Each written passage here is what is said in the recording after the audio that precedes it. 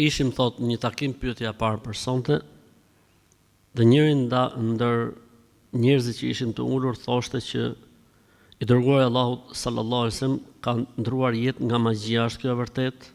Jo, as pak e vërtet, nuk është e vërtet.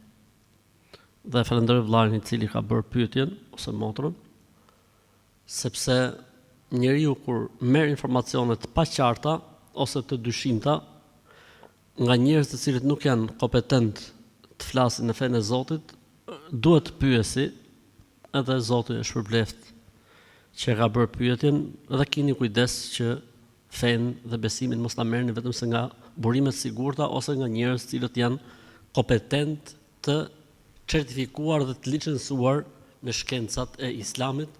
Përndryshe, problem shumë i madh. Kanë thënë 3 janë njerëzit më të rrezikshëm në botë.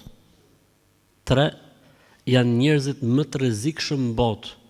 Gjys gjuhëtari, gjys doktori dhe gjys hoxhe.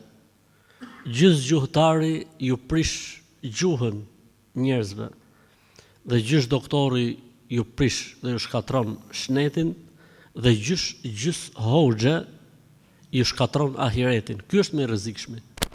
Ky që të shkatron ahiretin.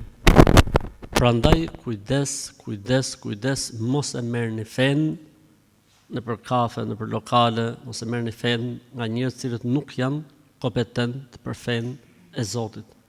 Askund nuk përmendet kjo gjë dhe nuk thuhet kjo gjë.